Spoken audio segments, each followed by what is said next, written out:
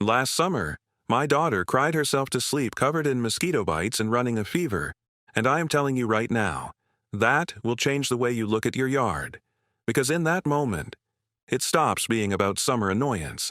It stops being about a few itchy bumps and a little swatting at dusk. It turns into something else. It turns into that ugly feeling that your own backyard is working against you.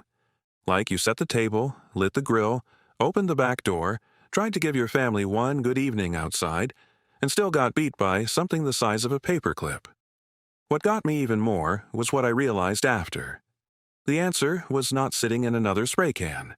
It was not hiding in one more seasonal display of citronella buckets and mosquito gadgets. It was already growing in the kinds of plants people use every day and still somehow overlook. That is the shift I want to make in this video. Not just, here are 10 plants. Not just, here are some nice-smelling herbs. I mean a real shift, from reacting to mosquitoes to building a space that is simply harder for mosquitoes to use in the first place. And before we go any further, think about your own life for a second. Has a mosquito ever ruined something that actually mattered? A birthday dinner? A backyard barbecue? A quiet drink on the porch after work? Your kids finally playing outside without screens, only for everybody to rush back in, slapping their arms and ankles. That is what people are tired of. It is not only the bite, it is the way mosquitoes hijack the whole mood of a place that is supposed to belong to you. So in this first part, I want to stay close to the body, close to the chairs, close to the grill, close to the back door, close to the table where people actually sit. These are the plants that protect the first layer, the lived-in layer, and then in the next part, I am saving the cheap little plant that makes the whole DEET conversation look a lot less impressive. Let's start with the one that already feels familiar, the one most people already know from the kitchen but almost nobody thinks of as part of mosquito control: basil. Basil is one of those plants people underestimate because it feels too ordinary, too useful, too edible, too easy to dismiss. That is exactly why it is such a great first plant for this system. Because basil belongs where real life happens. Right on the patio table. Right next to the grill. Right by the back step where the screen door keeps opening and closing all evening. Basil is not one of those plants you tuck off in some forgotten bed and admire from a distance. Basil wants to be used, and that is what makes it powerful here. The more it is part of your routine, the more sense it makes in a mosquito defense setup. And basil is not just strong because it smells sharp and peppery. It is stronger than that. It works on 2 levels. The first level is obvious. Its scent is aggressive enough that mosquitoes do not enjoy hovering around it the way they do around still, stale, human-heavy air. The second level is where basil gets interesting. Basil has been studied for more than just repelling adult mosquitoes. It has also shown larvicidal value, which means it has real relevance in breaking the cycle before the next wave ever lifts off. That matters, because keeping mosquitoes from landing on you is one thing. Interrupting the breeding cycle is a whole different level of usefulness. And that is why basil is not just a kitchen herb in this conversation, it is one of the smartest plants in the whole first layer. And not all basil earns that role equally. If you can get your hands on lemon basil or cinnamon basil, do it. Regular sweet basil still pulls its weight, no question. But lemon basil and cinnamon basil bring a stronger aromatic edge that makes them feel even more suited to this job. They smell brighter, sharper, more alive, and they turn an ordinary pot of basil into something that feels a lot more deliberate. So where do you put it? Not 20 feet away. Not in the vegetable patch where you only visit twice a week. Put it where people breathe. Put it where people eat. Put it where mosquitoes think they are about to have an easy evening. 1 pot by the back door, 1 near the table, 1 near the grill, and trim it. Keep it full. Keep it leafy. Pinch the tops. Use it in pasta, in pesto, on tomatoes, on grilled chicken, and whatever you are already cooking. Because every time you keep basil growing thick and active, you are feeding both parts of its job. The food side and the protection side. That is what I like about starting here. It teaches you the whole logic of this garden in one plant. Useful things can protect you too. Now if basil is about usefulness, the next plant is about something else as well. It is about actually enjoying the space you worked so hard to build. Lavender. Lavender changes the feel of a yard almost immediately. Basil says somebody cooks here. Lavender says somebody lives here on purpose. It brings beauty into the defense system, and that matters more than people think. Because the goal is not to make your patio feel like a military checkpoint. The goal is to make it feel calm, finished, welcoming, and a lot less enjoyable for mosquitoes at the same time. Lavender is one of the most loved plants in the world for a reason. People use it in oils, soaps, teas, candles, sleep blends, dried bundles, all of it. But what feels soothing to you does not feel soothing to a mosquito. To a mosquito, that aromatic cloud is the opposite of an invitation. And this is where placement really starts to matter. A mature lavender plant gives you about a 10-foot circle of protection in the way a good neighbor would explain it. Not lab language, real yard language. Close enough that you can picture what to do with it. One plant by itself helps, but several planted around where people actually sit start creating overlapping circles of protection. That is when the idea clicks. Now, you are not just adding a pretty herb, you are layering the air. You are building soft barriers. You are making the patio, the chairs, the path, the edge of the deck feel like a place mosquitoes have to work harder to enter. That is the image I want you to keep in your head. Not one heroic plant doing everything. Several smart plants, each claiming a little territory. Lavender is perfect for that because it wants those bright, hot, sunny spots anyway. Likes the places people often ignore until they need something beautiful there. Along the border of the patio, beside a chair, near the sunny side of a walkway, around the edge of the area where people talk and linger. And here is one of my favorite little practical things about it. Lavender gets more useful when it becomes part of movement. Brush past it and you wake it up. Touch it lightly and the oils rise. Plant it where your body naturally interacts with it and the whole thing starts feeling less like landscaping and more like a living system that responds to use. That is the kind of protection I like. Not loud, not plastic, not temporary, just there doing the work while the yard gets better looking at the same time. Still, sometimes you want something with a little more presence. Something bigger, something more symbolic. Oh, something that makes the whole store-bought ritual start looking a little silly. You know those citronella candles stacked everywhere the second warm weather hits?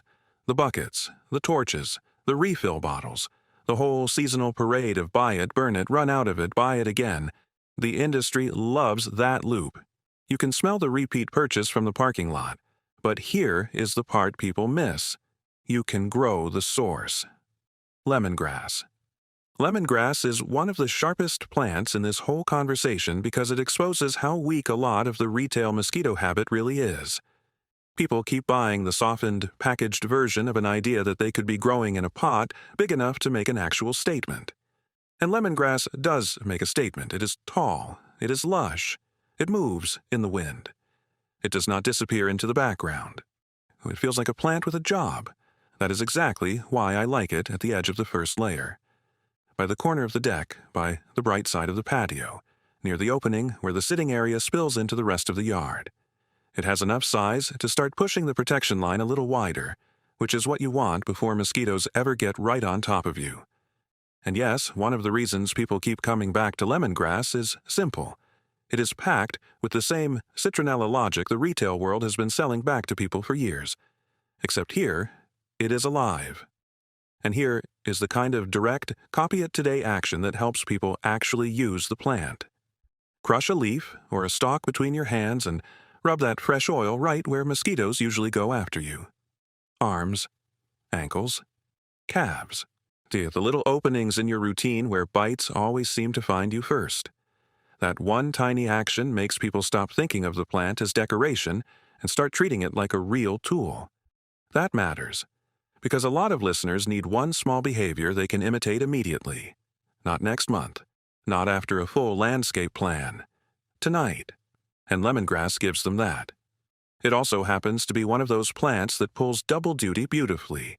You can use it in soup, curry, tea, marinades, all kinds of cooking. So now compare the value. One root gives you a seasonal candle that burns down and asks for another purchase.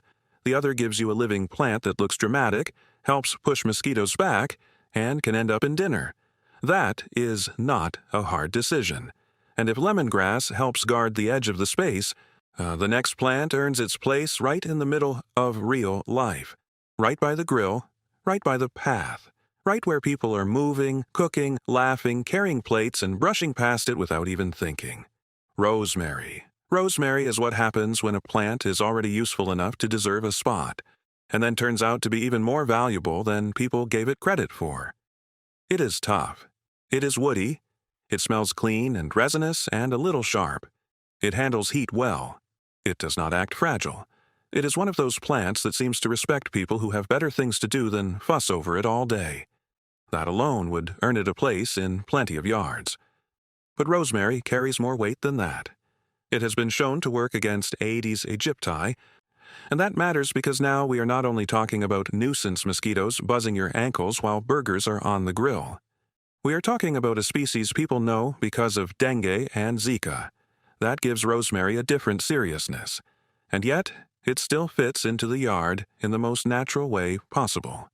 Because rosemary belongs near heat and motion, near the grill, where the whole evening is already gathering, near the doorway, where people pass by again and again, near the path, where your body brushes it and stirs up the scent. This is why rosemary feels so good in the first layer. It protects without interrupting life. It protects while life is happening. And there's a little trick here that people remember because it is so physical. Take a few rosemary sprigs and lay them near the grill, or let the heat catch the scent while you cook. The whole area changes. The air gets fuller.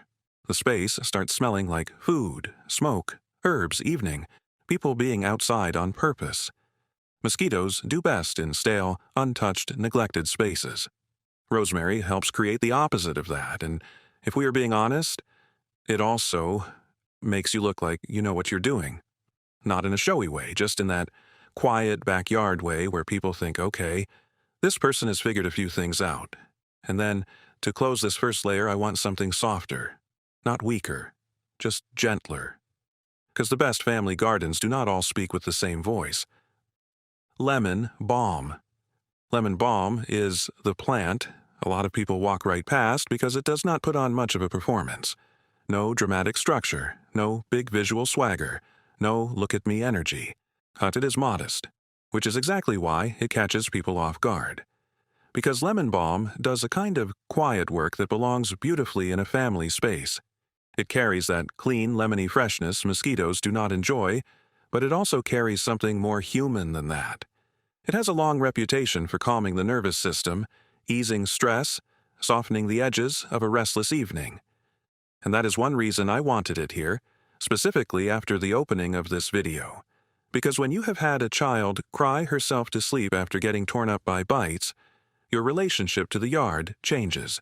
You do not only want fewer mosquitoes, you want the whole atmosphere to feel gentler, safer, less edgy, less like everybody has to brace for the evening. Lemon balm helps with that mood. Yet it is one of those plants that makes the first layer feel complete, because protection is not only about driving something away. Sometimes it is also about what kind of feeling you are building in its place, and that is where lemon balm earns its keep. Put it in a container near a chair, near the back steps, near the quieter side of the patio where somebody sits with tea after dinner, or where a tired parent finally gets 5 minutes to breathe while the kids settle down inside. That is lemon balm territory. It also grows with a kind of cheerful confidence, so give it room, or keep it in a pot unless you want it getting ambitious. It is not destructive. It is just enthusiastic. Like a neighbor who came over to drop off tomatoes and somehow ended up helping reorganize your shed. And I like ending this first layer here for a reason. Basil gave us usefulness. Lavender gave us enjoyment. Lemongrass gave us reach. Rosemary gave us movement and heat and lived-in protection. Lemon balm gives us softness without giving up the point. That is a strong first layer. Now step back and really look at what we have built already. Not the whole system. Not yet. But the most important zone for a lot of people? Yes, the close zone, the table, the chairs, the grill, the back step, the few feet around your body where summer evenings either work or fall apart. And what I love about this stage is how doable it is. You do not need a giant property. You do not need a professional landscaper. You do not need to turn the whole yard into an herb monastery by Saturday afternoon. A few smart pots placed where life is already happening can change the feel of an evening faster than people expect. That is the kind of progress that keeps people going. Because once you sit outside and realize you are not swatting every 30 seconds, once the back door stops feeling like the entrance to a mosquito ambush, once the grill area starts feeling like your space again, you understand why this matters. But let me be clear, a few useful pots by the chairs is not the whole game. This is only the first layer. In the next part, we go wider. That is where I bring in the cheap little plant that makes a whole aisle of mosquito products look a lot less impressive. That is where we build the border, the perimeter, the outer pressure that turns this from a helpful setup into a real summer defense system. So subscribe, hit the bell, and come back for part 2 because that is where this garden starts locking into place.